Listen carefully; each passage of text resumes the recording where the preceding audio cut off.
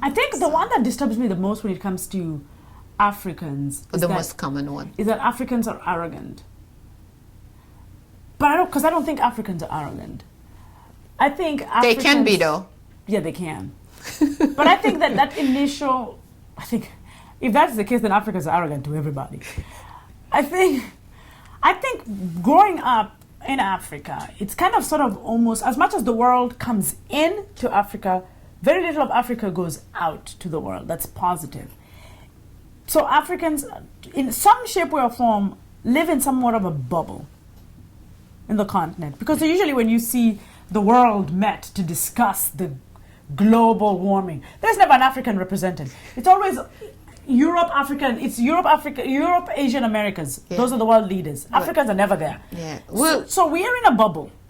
So when we get out of that bubble, so we're in that bubble that, we learn to endure. We learn that we're smart. I don't know about you, but in Kenya, we're brilliant. We come out knowing we're brilliant.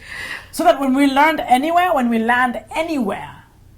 you can't tell me I'm not brilliant. What do you mean? I'm Kenyan, I'm brilliant.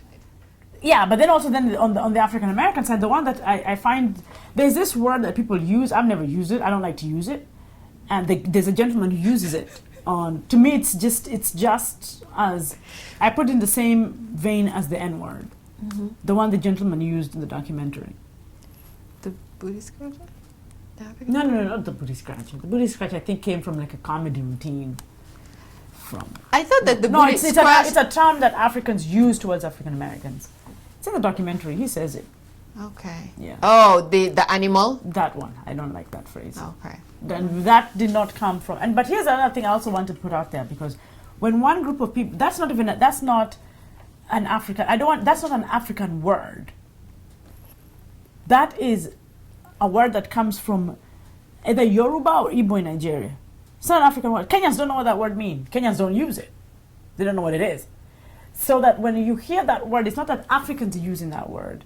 So you don't generalize that all Africans are using that word. Mm-hmm. South Africans are not using it. They don't know what it means. People in Ethiopia are not using it. People are expecting a battle. When they see Africans versus African Americans, people are expecting a cat fight, which doesn't happen. Most people are always shocked, like, oh, I thought you were going to come and say bad things about African Americans. Oh, I thought you were going to say bad things about Africans. It's like, I'm an African. Why would I destroy my own? Yeah. My intention is to build a bridge. You don't build a bridge by destroying it. If you tell the African American, you have all these opportunities, you're not doing anything with it, the African American can turn around and say, well, you have an entire continent with resources, you ain't doing nothing with it.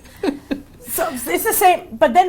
But for us, for that to be a reality on both sides is a reason to say, wait, why do we have all this and we're not doing anything with it? If that's how you believe, if you believe that African Americans are not doing it, you have a black president. Cardiothoracic surgeon Ben Carson is African American. I mean, I don't want to butcher his name. Astrophysicist Tyson. Neil deGrasse Tyson. These are African Americans, right?